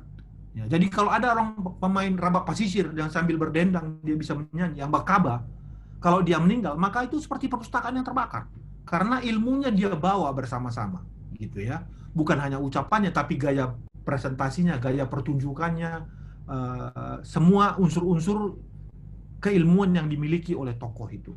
Nah, jadi menurut saya ketika kita berbicara tentang proses yang generasi awal itu meninggal, seharusnya kan ada generasi berikutnya. Nah, ini yang saya tadi presentasikan bahwa di dalam proses transisi pewarisan inilah ada kendala-kendala yang sedang dihadapi karena masyarakatnya berubah. Ya, kalau masyarakat kita nggak berubah, mungkin kendalanya nggak terlalu besar. Salah satu penyebab yang paling besar tadi saya sebutkan adalah pendidikan formal. Pendidikan formal kan merebut anak-anak dari tradisinya, lalu dibuat ke tradisi pendidikan formal. Nah, di sanalah muncul jarak yang sudah tumbuh antara tradisi dengan anak-anak gitu. Ya, untuk mengatasi itulah perlu banyak kita lakukan cara. Salah satunya adalah tadi dengan media sosial ya, di mana anak XYZ ini sekarang aktif di situ. Bahkan mungkin kita minta tolong aja, misalnya ada orang di kampung tetua adat, nenek mama yang punya banyak budaya, tetapi tidak bisa memasukkannya. Ajak anak-anak ini, tolong buat dulu ini menjadi sebuah presentasi di dalam film, di dalam video, di dalam gambar, di dalam teks tertulis, presentasi visual, ya tadi membuat postcard, membuat semuanya anak-anak sekarang itu bisa diminta itu. Itu jadi mereka terlibat di dalam budaya itu gitu. Jadi itu saya kira yang penting dipertimbangkan di dalam tradisi lisan. Terima kasih. Saya nambahin sedikit dari Bang Jabatin tadi, Bang Marhan. Ya, silakan Bung Fadli tentang yang 3 pertanyaan. Ya, saya setuju. Yang Bang Jabatin tadi itu saya coba jabarkan. Ada satu kasus beberapa waktu lalu saya melakukan perekaman sastra lisan Indang Balai Belo. Itu tinggal satu kelompok. Dan di seluruh Agam tidak ada lagi Indang Balai Belo. Ketika para orang tua saya tanyain kenapa mereka kemudian khawatir atau bagaimana kondisi hari ini tentang Indang Balai Belo ini, mereka bilang tidak ada anak muda yang tertarik dengan kesenian ini. Kami sudah coba untuk rangkul, tapi tidak cukup satu kelompok. Dia kan ada patronnya juga, harus ada kelengkapan jumlah orangnya. Tidak cukup satu kelompok katanya. Tapi ketika saya melakukan perekaman itu ada 2 atau 3 adik-adik itu yang bawa HP mereka untuk ngerekam. Saya tanyain buat apa sih? Buat ngevlog katanya. Jadi saya coba untuk bilang tuh Bang Jabatin, saya bilang ke yang tua-tua, Pak, mereka ini bukan harus langsung kita ajari kemudian mereka rutin latihan untuk sastra lisan ini saja atau memainkan indang ini saja, bukan. Tapi mereka ngevlog ini juga membantu Bapak. Jadi jangan bilang anak muda tidak peduli. Mulai mungkin dari ngevlog dulu, siapa tahu nanti di antara mereka juga ada yang tertarik atau follower mereka yang tertarik, lalu mereka akan belajar. Tahu-tahu memang begitu ketika saya konfirmasi balik, anak-anak muda yang ngevlog itu katanya sih itu bahan untuk mereka pelajari, untuk mereka kerjakan, mereka coba untuk latih-latihkan. Itu kan artinya sebenarnya ada goodwill sih, cuman tingkat kepercayaan terhadap anak muda ini juga cukup rendah, terutama dari kalangan tua itu sendiri. Saya yakin Bang Barhen atau rekan-rekan yang di sini juga paham bagaimana karakter para tetua kita yang kadang-kadang, tidak seluruhnya, kadang-kadang memang cenderung cepat pesimis. Dan anak muda juga tidak semuanya sih yang bisa dipercaya, tapi masih ada kok yang bisa dijadikan trigger untuk mempengaruhi teman-temannya. Apalagi kalau mereka adalah penggiat media sosial. Biasanya mereka sangat gampang mempengaruhi teman-temannya. Sekian. Oke, terima kasih Bung Fadli dan Bang JB. Artinya dapat kita tarik kesimpulan sementara bahwa pelibatan adalah kata kunci bagaimana generasi milenial ini bisa merasakan bertradisi itu. Jadi dengan cara melibatkan mereka. Itu kata kunci yang pertama. Yang selanjutnya mungkin langsung bertanya ke para narasumber kita hari ini, bisa dengan menghidupkan mic-nya atau raise hand dulu dari para peserta hari ini. Atau silakan langsung saja. Jo. Ya, ada nggak selama aplikasi Zoom? Tunggu tante. Ada Iqbal? Ada? Ada dari para peserta yang ingin langsung bertanya kepada dua narasumber kita hari ini? Assalamualaikum. Waalaikumsalam, Pak Herman Wahid. Silakan Pak Herman. Iya. Assalamualaikum Pak Jabatin dan Muhammad. Siapa ini? Satu. Adli. Ya, makasih banyak atas tanggapan dari pertanyaan saya tadi. Cuma yang menjadi titik dari persoalan sebenarnya ini, artinya generasi muda kita milenial sekarang ini kan lebih banyak membawa ego daripada dia punya hati nurani dalam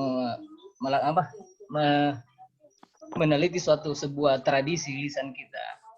Kadang biasa mereka itu dalam mengekspos dalam suatu tradisi lisan di suatu YouTube ataupun TikTok, itu lari dari nilai-nilai yang ada yang diterapkan oleh masyarakat adat itu sendiri. Itu yang menjadi pokok permasalahan sesungguhnya dalam dunia tradisi lisan.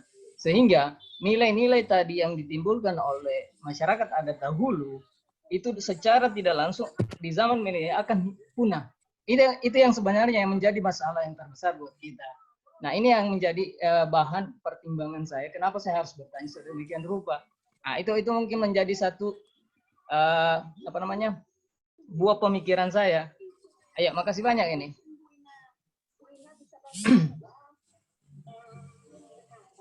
Kita minta tanggapan dari Bang JB. Bagaimana ini Bang menyikapi kekhawatiran Pak Herman ini ketika tradisi lisan itu istilahnya dilencengkan sedikit dari nilai-nilai yang sebenarnya. Mohon pandangan dari Bang JB ini. Ya, menurut saya kebudayaan itu termasuk tradisi lisan nggak pernah statis ya, selalu berubah. Ya, jadi bukan hanya pada zaman ini.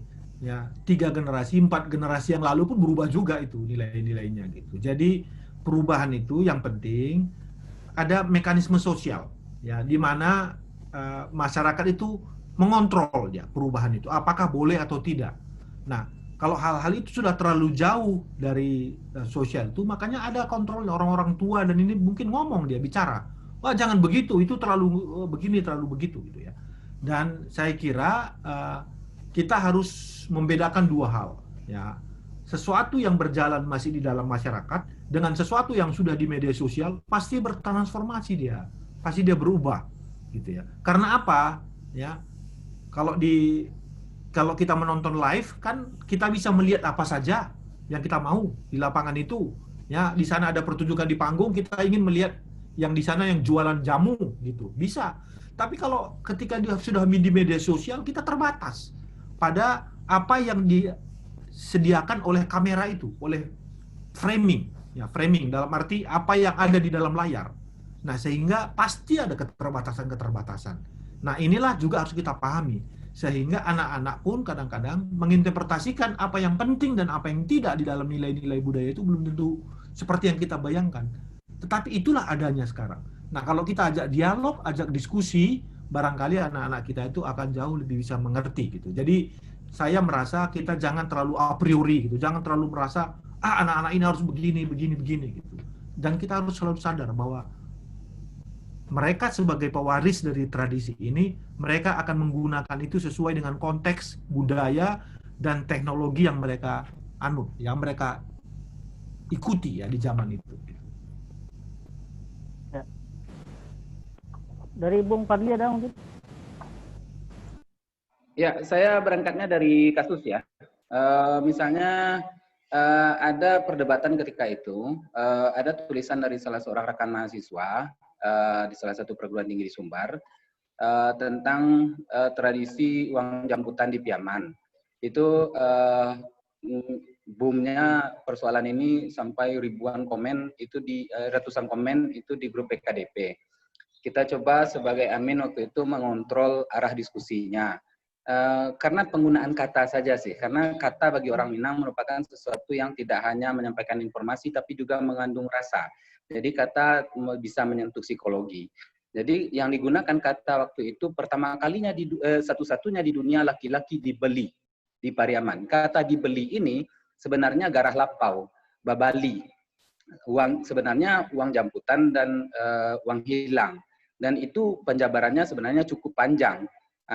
Ternyata setelah saya coba diskusi dengan orang yang membuat tulisan tersebut, dia memang tidak tidak benar-benar mendalami kehidupan Piaman itu sendiri, dan dia tidak memahami sejarah uang jemputan dan uang hilang itu dan bagaimana fungsi esensinya dalam nikah mama. Nah, ketika dijelaskan begitu, kemudian kami sepakat di admin ternyata ada satu hal yang menarik. Dan mungkin bisa diterapkan di grup-grup Facebook atau di grup-grup lainnya, grup WA misalnya. Diharapkan ini, di grup-grup itu adminnya kalau bisa sih ya, bukan hanya mereka yang bersedia menyediakan waktu untuk mengelola grup saja, tetapi juga mereka yang bisa menjadi ya semacam moderator lah yang mengarahkan diskusi ke arah yang positif dan memberi pencerahan bila dibutuhkan. Jadi ada grup-grup yang di dalamnya ada nenek mama, ada tokoh agama yang menjadi adminnya, dan ada akademisi yang bisa meluruskan dalam pandangan logis. Jadi ketika anak muda susah diberi pemahaman secara adatnya atau secara agama misalnya, karena mungkin pengetahuan mereka ke situ tidak sampai, ada mungkin yang bisa menjabarkannya secara lebih logas dan sederhana. Kalau bisa itu dari kalangan muda yang mengerti budaya, tetapi bisa membahasakannya pula dengan mudah untuk dicerna. Bagi kalangan muda yang cenderung lebih menggunakan pikiran kritis sebenarnya dalam melihat budaya. Saya melihat anak muda sekarang perlu diberitahu bahwa nakal itu beda dengan kurang ajar gitu. Kadang-kadang kita yang tua-tua juga yang jarang gitu, yang bisa membedakan nakal dan kurang ajar. Mereka mencoba kritis, kita langsung saja mencap mereka itu sudah menyimpang. Tapi kadang-kadang mereka kurang ajar, kita juga nggak aware bahwa mereka harus segera kita berikan pencerahan. Grup-grup saya rasa menjadi power untuk itu. Kalau adminnya kemudian memang orang yang bisa mengontrol arah diskusi. Ya, kira-kira begitu. Baik, terima kasih Bung Fadli dan Pak Herman. Ketika kekhawatiran Pak Herman itu juga saya lihat dalam sentilannya Bung Fadli sebenarnya ketika beliau membuat sebuah vlog tentang kita seringkali menyalahkan anak-anak dengan gadgetnya, tidak tahu lagi dengan permainan-permainan tradisi. Bung Fadli bikinkan vlognya tentang mestinya anak-anak diajak bermain. Jadi intinya tadi sama seperti yang dikatakan Bang JB tadi, pelibatan generasi milenial ini sangat penting dan tetap saja ketika kita melibatkan mereka itu, kontrol dari kita, masyarakat, juga tidak menjadi kalah pentingnya gitu. Barangkali ada pertanyaan dari peserta yang lain? Silakan. Wewen Effendi, silakan Wewen. Di sini kelihatan Wewen Effendi, right hand. Halo. Ya, silakan Wewen Effendi. Ya, terima kasih Pak Moderator. Izin ikut berdiskusi. Mohon gambarnya diperlihatkan. Lagi di atas kasur nih, ha. Oh iya. Ya. Salam hormat untuk senior saya Bang JB. Ajo ayoy. Ini saya tadi mendengar materinya tentang apa, mungkin ada perubahan wahana atau media pertunjukan. Terkait perubahan ini kan sebuah keniscayaan. Orang Minang sebenarnya sudah punya konsep untuk ini. Sudah diberitahu bahwa sekali air gadang, sekali tepian berubah. Sekali air besar, sekali tepian berubah. Kan begitu, Bang. Nah, kita ketika bicara tentang tradisi lisan, tentu kita tak bisa lepas untuk melihat konteksnya. Misalnya pertunjukan-pertunjukan sile itu kan itu dulu konteksnya atau permainan-permainan anak nagari lainnya mungkin konteksnya dulu untuk dalam rangka panen padi dan lain sebagainya. Nah, cuman sekarang konteksnya berbeda. Saya cukup mengapresiasi teman-teman muda di Minang yang mencoba membangkitkan, mungkin yang saya lihat dulu sastra lisan dulu ya, bukan tradisi lisan dulu. Misalnya ada cover-cover lagu Minang lama itu sangat menarik, sekarang di cover kemudian video klipnya juga sangat kekinian, di syuting dengan kamera full HD, memperlihatkan pemandangan-pemandangan yang bagus di Minangkabau yang membuat kita di rantau ini jadi rindu pulang gitu kan. Dan efek lainnya mungkin nanti menggenjot pariwisata dan lain sebagainya. Cuman mungkin teman-teman muda ini terkendala mungkin nanti di regulasi terkait hak cipta ataupun hak-hak untuk mengcover lagi. Nah, saya untuk minta pendapat bapak-bapak narasumber ini, apa kira-kira yang bisa dilakukan dalam rangka menjawab persoalan-persoalan tersebut. Saya pikir demikian aja dulu Pak Baren, mudah-mudahan nanti bisa dilanjut diskusinya. Terima kasih. Terima kasih Bung Wewen atas pertanyaannya. Kita minta ke Bang JB ini bagaimana pandangan Bang JB ketika vlog itu sudah ditampilkan oleh generasi milenial, kepemilikannya nanti begini. Mungkin Abang punya pengalaman dan Bung Fadli juga. Silakan Bang. Ya, saya kira begini. Yang pertama, hak cipta itu biasanya sebagian besar berkaitan dengan cipta individu. Ya, karya-karya individu. Jadi misalnya yang sudah jadi itu memang harus kita hati-hati. Tetapi dalam tradisi itu kan pemiliknya komunal. Ya. Jadi kalau misalnya saluang gitu ya. Saluang itu ada lagu yang saya nggak begitu paham secara teknis, tetapi apakah ada saluang yang sudah menjadi diciptakan oleh satu individu? Atau saluang itu komposisinya ya artinya siapa aja bisa memainkannya, kapan aja bisa dimainkan gitu. Tidak ada keterbatasan karena milik dari semua orang Minangkabau gitu. Dan itu kan bisa. Tetapi kalau seperti lagu pop itu memang harus hati-hati karena di sana sudah masuk wilayah industri. Terlebih-lebih di YouTube itu sekarang hal-hal seperti itu sangat sensitif.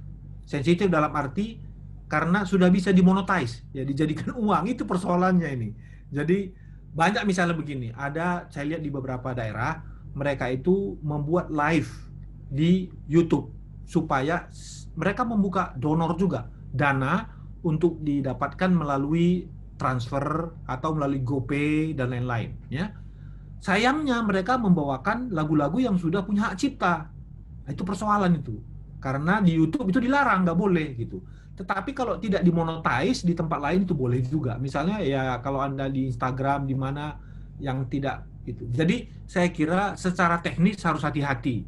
Ya, kalau kita mengcover atau mengambil lagu orang lain. Karena mengcover itu tetap merupakan sebuah perpanjangan atau neighboring right istilahnya. Hak-hak yang sudah dimiliki oleh orang yang bahkan sekarang itu lagu yang kita putar di pesawat, putar di radio, putar di televisi, itu ada hak royaltinya harus dibayar gitu. Jadi itu kita harus perhatikan juga. Tetapi kalau kita misalnya pergi ke desa, terus ada orang main saluang, terus kita bilang, "Pak, boleh nggak ini yang Anda mainkan ini saya rekam nanti saya upload Pak, saya dan sebagai vlogger. Kalau dia setuju ya boleh gitu ya.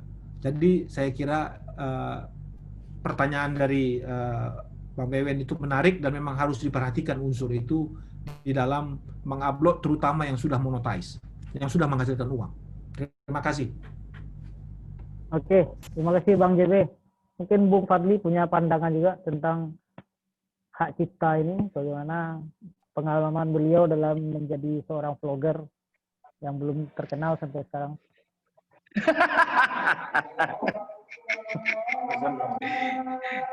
Azan dulu di sini Bang, azan dulu. Ini gimana ya? Orang azan memang nggak boleh ngomong Bung Fadli, tapi Bung Fadli boleh. Oke, ada beberapa keluhan dari teman-teman yang mencoba secara mandiri ya, karena gairah berkarya mereka tidak bisa ditahan-tahan. Mereka ingin banyak-banyak berkarya dan mengurus hak cipta itu, Bang JB ya. Mengurus hak cipta itu masih punya regulasi yang sangat panjang sekali. Saya nggak tahu juga sih, tapi berharap saja sih pada pemerintah jangan sampai kreativitas kemudian menjadi terhalang-halang, terhambat-hambat karena regulasi kepanjangan gitu. Karena segera seperti Bang JB tadi bilang, segera setelah karya hadir, ketika dia kemudian menjadi populer, dia bisa kemudian memancing orang yang ingin mengcopycat-nya untuk mendapatkan keuntungan karena YouTube menjanjikan monetizing. Apa istilahnya, kayak beberapa lagu Minang yang sebenarnya juga membawakan petuah-petuah Minang, sekarang gampang populer sekali itu. Misalnya Letih Dewa Kayu Diurang gitu. Itu udah banyak yang mengcover, tapi saya nggak tahu tuh perlindungan hukumnya terhadap lagu itu. Ada juga kasus begini Bang JB dan kawan-kawan semua dan Gauda, Ajajo, ada juga kasus begini. Sekarang ini kita perlu mendata ulang deh kayaknya, mana sih lagu Minang yang sifatnya non-name dan milik publik itu, dan mana yang pakai nama. Karena dendang misalnya, dendang itu punya keleluasaan yang sangat fleksibel untuk mencomot nada, tapi liriknya dibedakan. Nah, ada yang begitu kondisinya. Jadi artinya ada kekhususan mungkin untuk mematenkan produk-produk seperti ini. Nadanya sama, tapi liriknya ya tergantung pendendang lah. Ada banyak kecenderungan begitu kan. Sejauh mana wilayah hukum bisa melindungi produk musikal yang juga menjual dalam tanda kutip kekayaan lirik begini. Itu perlu dipikirkan secara bersama menurut saya. Sehingga itu saja.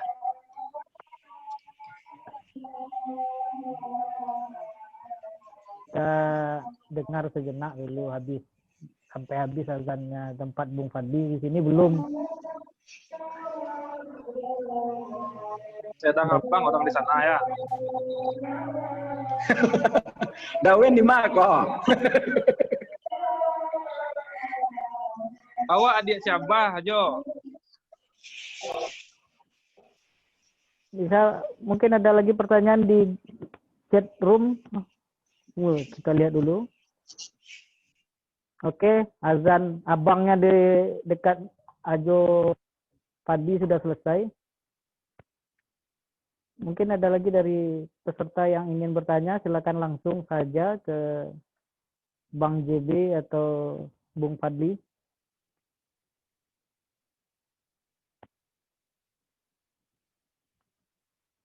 Ada lagi Bapak Ibu peserta sekalian? Saya tambahkan dikit ya, Mbak Ren, saya ini. Jadi hak cipta itu tadi yang saya diskusikan tuh harus dipahami dengan dua sisi. Pertanyaan Bang Wewen itu, kalau lagu orang atau karya orang kita bawakan lagi, kita cover, itu berbeda ya. Jadi itu harus kita pertimbangkan hak cipta yang dimiliki oleh orang lain, terutama tadi kalau hanya untuk di TikTok atau untuk tidak yang tidak bersifat monetize mungkin tidak problem.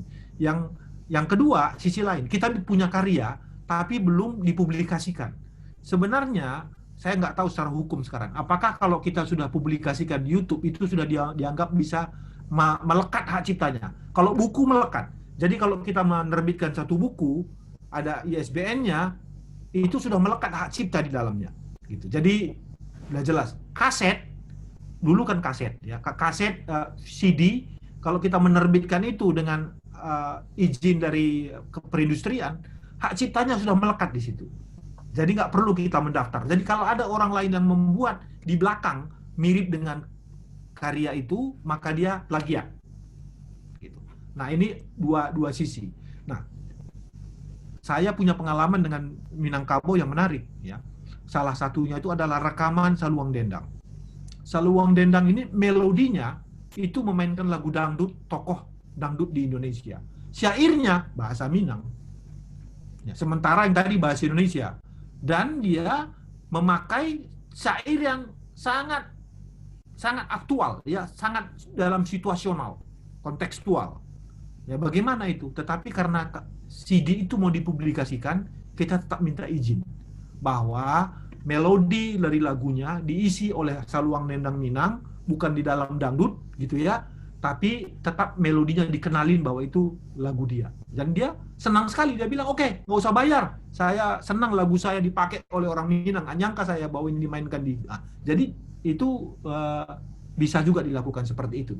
Tapi atas nama izin, kalau kita nggak izin, kita dituntut, malah repot. Bisa panjang kisahnya ya. Ya, itu. Makasih. Oke, Bang Jibril. Halo, Bang. Perihal hak cipta ini, perihal perlu pula kita mengadakan lokakarya 1 hari full tentang hak cipta ini kalau kita bahas perihal hak cipta. Intinya adalah kalau itu bersifat sudah permanen hak ciptanya, mau tidak mau, suka tidak suka, kita mesti minta izin. Kalau saya menangkap dari pendapat Bang JB tadi. Tetapi ada juga kejadian justru yang coveringnya jauh lebih terkenal daripada aslinya gitu. Nah, dan itu biarlah jadi urusan mereka saja. Mungkin dari Bung Fadli tadi ada raise hand tadi. Bisa nambahin, Bang. Ya, kan sebelum Bung Fadli menambahkan. Halo. Ya, silakan. Iya, mungkin kita perlu bedakan antara musik Minang dengan musik berbahasa Minang ya. Kalau musik sekarang itu kan banyak musik berbahasa Minang. Saya kan agak tertarik dengan musik-musik Minang lama, Minang klasik yang liriknya itu tidak langsung saja, tapi banyak banyak kiasan-kiasan yang mengandung pengetahuan tradisional. Saya nggak tahu apakah itu udah no-name atau ada pengarangnya tapi udah lama meninggal. Nah, itu yang di-cover sama anak-anak muda sekarang menjadi lebih menarik gitu. Sehingga mungkin kita bisa jadi tidak lupa dengan bahwa ada musik-musik Minang dahulu yang kaya makna, kaya pengetahuan di situ. Nah, mungkin itu yang saya maksud musik Minangnya. Juga misalnya kalau ada pertunjukan-pertunjukan yang direkam, disampilkan di medsos kayak Indang gitu. Mungkin itu sedikit aja tambahannya, Pak. Makasih, Pak Bahren. Oke. Ya, terima kasih. Silakan Bung Fadli menambahkan, ada udah angkat tangan. Ya. Sebenarnya bukan mengangkat tangan, saya setuju dengan Bang JB, itu maksudnya tadi. Jadi terkait dengan paparan Bang JB tadi itu memang ada begitu. Kalau kasusnya di Piaman itu seperti Indang Tigo Sandiang, dia suntiang niniak mama tapi pamenan dek orang mudo.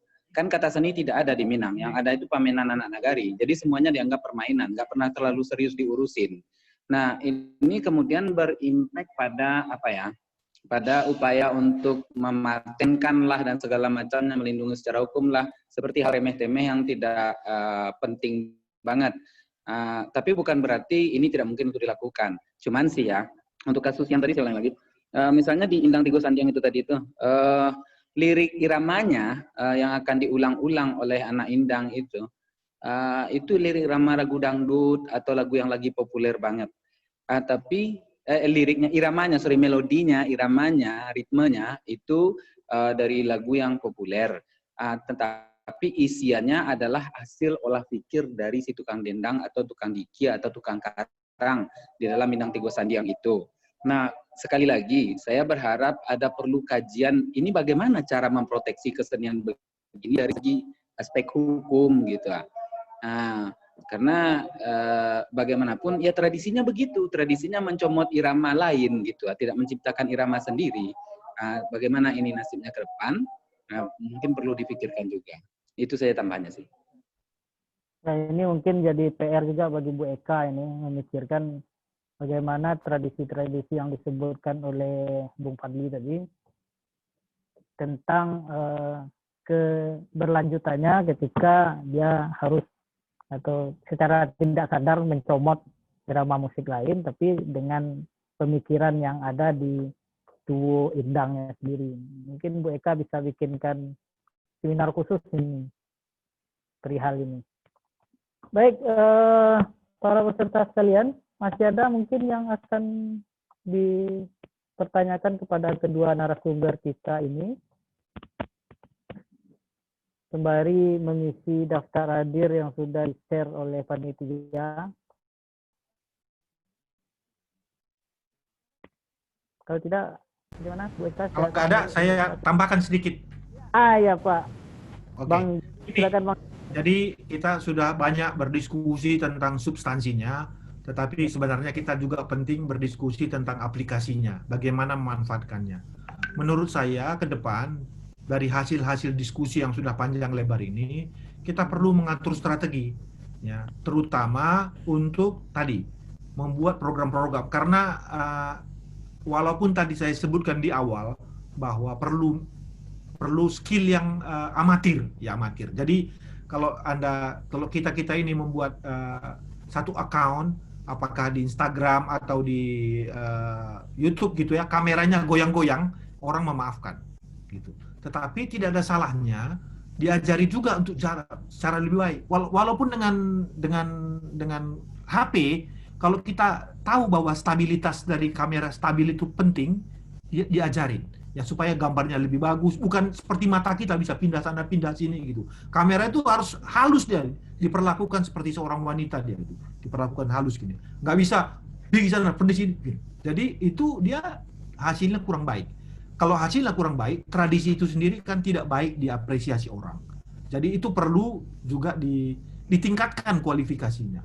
Lalu tadi ya perlu kesadaran apa-apa saja yang perlu ditampilkan, yang dihadirkan. Bagaimana cara mengajak teman-teman supaya menjadi viral.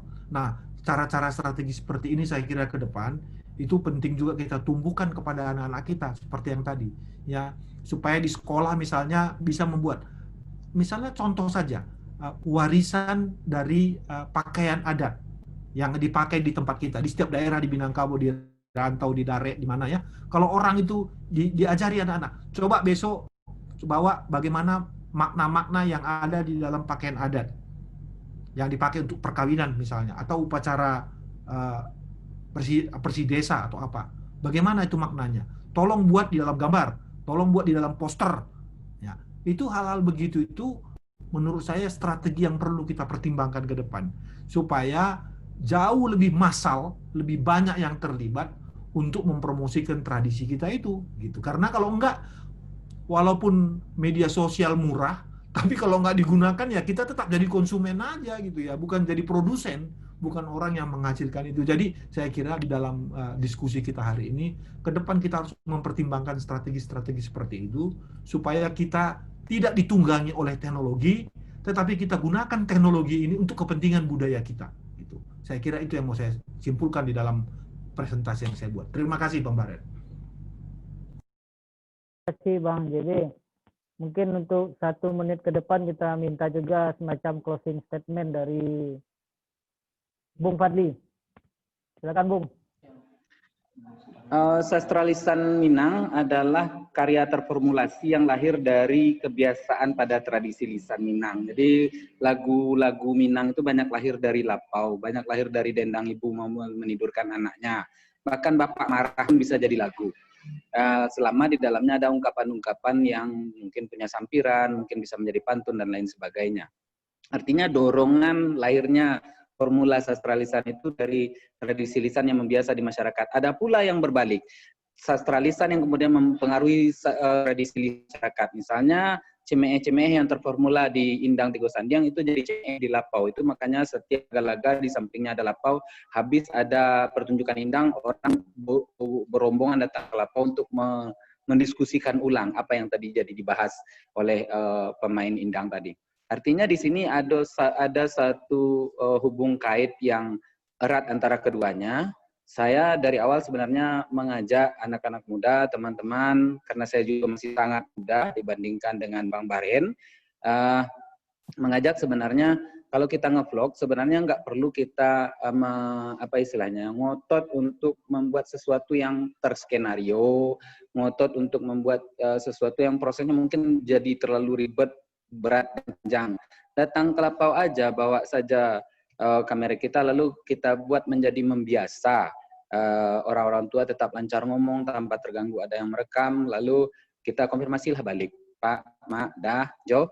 Kalau ikut ditayangkan, menarik Ma Jo. Jo tadi membahas tentang politik arigo, tapi bahasa Jo, banyak pesan-pesan moral dalam adai. Kalau kamu tayangan, ku ketiga Jo. Itu kemudian tayangan begitu menjadi viral, dan Ajo tadi jadi terkenal. Orang gara-gara bilang, Oda ding banget, itu aja jadi populer. Apalagi yang punya muatan nilai dan keagungan, harusnya itu yang kita viralkan kan. Itu ada di sekitar kita. Yuk datang ke Lapau lagi yuk teman-teman, duduk lagi di Lapau sama orang tua-tua kita, bawa kamera, kita ngevlogin mereka. Itu saja.